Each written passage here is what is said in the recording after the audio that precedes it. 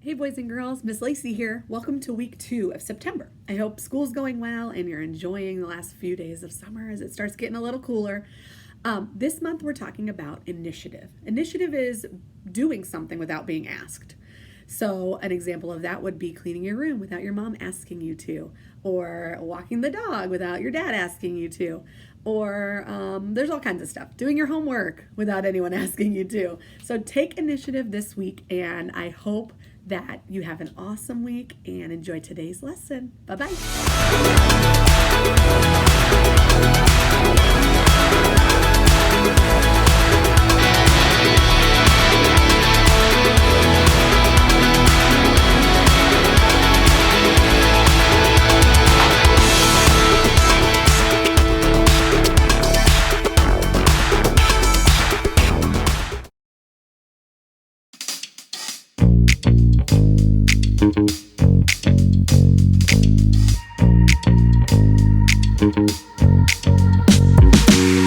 I don't know what it means to just get by with doing the least I can do.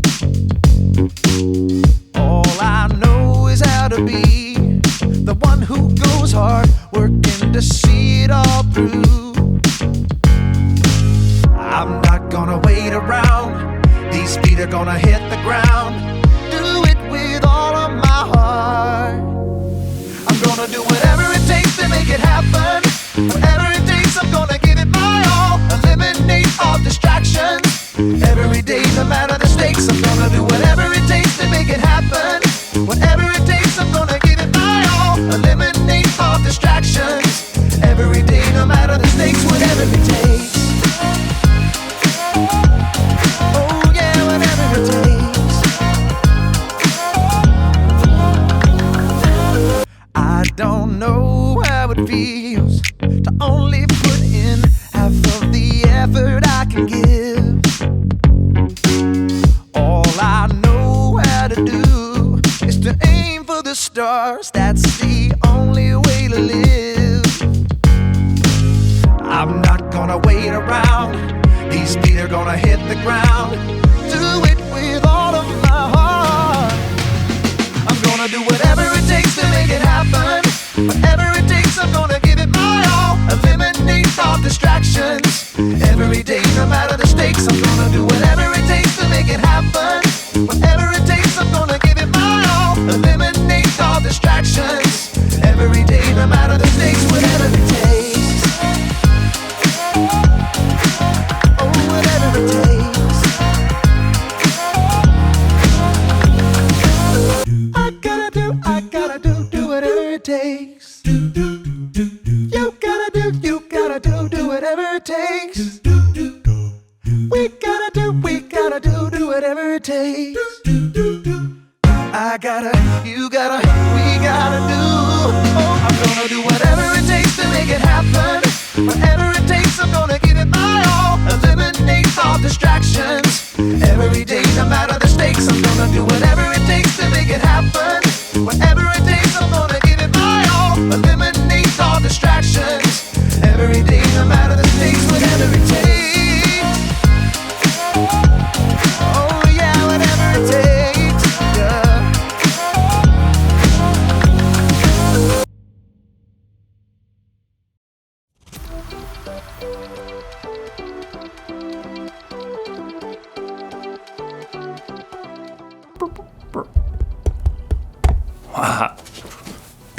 Hey everybody, it's me, Jacob, and I may not be a real astronaut, but I still know a lot about initiative.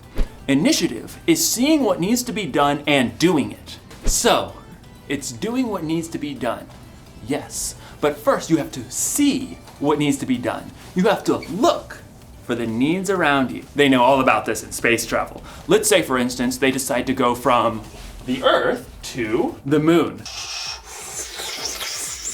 They don't just get in their rockets, strap themselves in, and take off. No. Hey phone, how do I get to the moon? No. They spend months, even years, planning for every trip.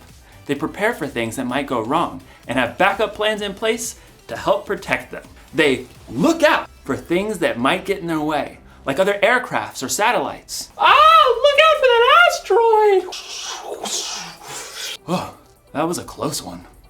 They decide before they even start the trip exactly where they're gonna go and how they're gonna get there. They know Oh man, I ruined the moon! That was not part of the plan.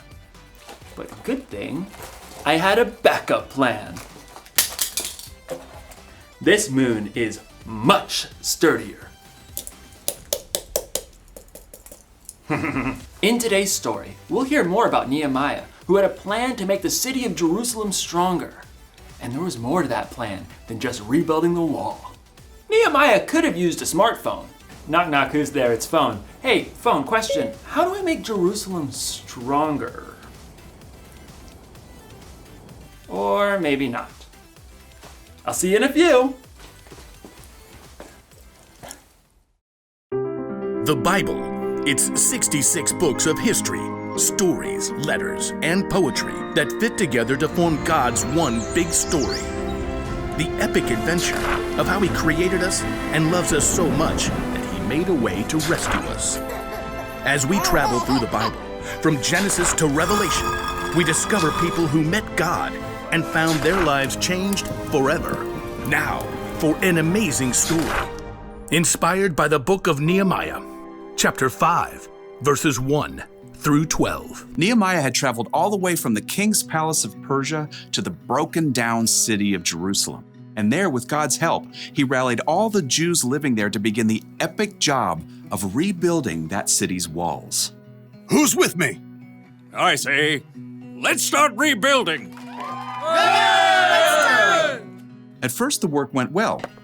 Each family or group took a different part of the wall to work on. We're making record time. Nehemiah and the people even managed to ignore taunts and threats from neighboring nations who did not want to see that wall rebuilt. If a fox climbs on that pathetic thing, it'll fall right down. The God of heaven will give us success. So it seemed like nothing was going to stop this big project until new trouble showed up. From inside the walls, a group of Jews in ragged cloaks came to look for Nehemiah where he was working on the wall. There's not enough food for everyone. We're being forced to sell our fields and vineyards just to buy grain. There's hardly enough to keep us alive. The king's taxes are high. We have to borrow money, but then we can't even pay the high interest. Interest was extra money the people had to pay back. It was so high they could hardly keep any of the money they made. Who's making you do this? Other Jews, our own relatives.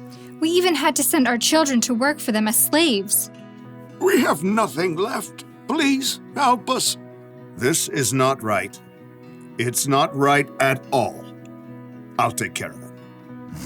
Nehemiah was so angry that he didn't trust himself to act in the moment. Instead, he thought it over for a time. God, what do I do about this? His own people were mistreating those who had less. Nehemiah took this so seriously, he stopped work on the wall to call together the Jewish nobles and officials. What's this all about? Better be good. Making us lose all this work time. It's not good. It's bad. You're charging your own people interest. It's not like it's that much. I mean, we can't loan money for free, right? Do you have to ask me this? Think about it. Many Jewish people were sold as slaves to other nations, and we had to buy them back and bring them home. Now, you're charging so much interest, they are forced to become slaves again. Oh. No one could argue with Nehemiah. They listened quietly to his next words. What you're doing is not right. We have to show respect for God. Look, I am lending money and grain to the people who need it, and so are my relatives, but we aren't charging any interest. So, what should we do now?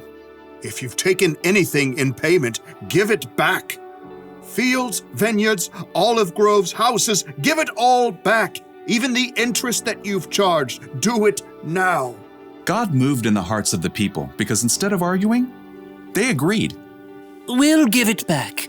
We won't make them give us anything else. We'll do just as you say.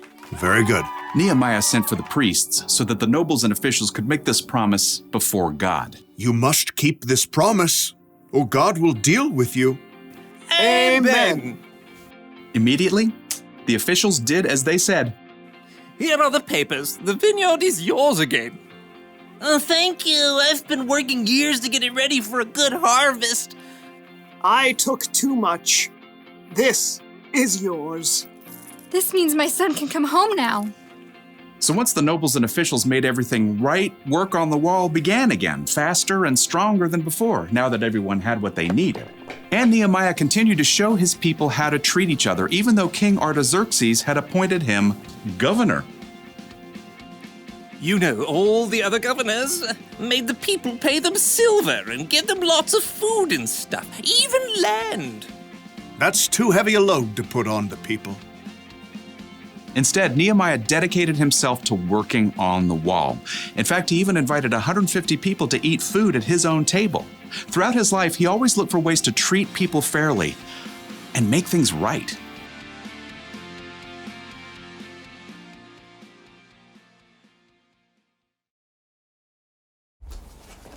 The city of Jerusalem was in trouble because the walls had been broken down. But that wasn't the only thing that was broken. Nehemiah looked and saw that some of his people were being treated unfairly because they were poor, and he did something about it. He stood up for them and worked to make things more fair. Initiative starts with seeing what needs to be done, and more often than not, it starts with seeing who needs to be helped and what needs to be made right. That's one of the reasons Jesus is so amazing. He saw people. He showed people how valuable they were by loving them no matter what, and he inspired them to love others. We're called to love people too. We should stand up for people who are being treated unfairly because of the way they look, or where they're from, or how much money they have, or what they believe in. If you've ever been treated unfairly, then you know how it feels. It's not good, but maybe you also know how it feels when someone stands up for you, when someone's on your side. Standing up for people is one way we can make things more fair. We can make things right, and it's one way we can show others the love God has for the world. So, here's the one thing to remember today. Look for ways to make things right. Make a plan. Decide before you start your day that you're going to look for the needs around you. And speaking of needs, it looks like I'm gonna need another moon. This one's just too delicious. This moon tastes like cheese. Oh. I'll see you next time. Oh, there goes my space truck.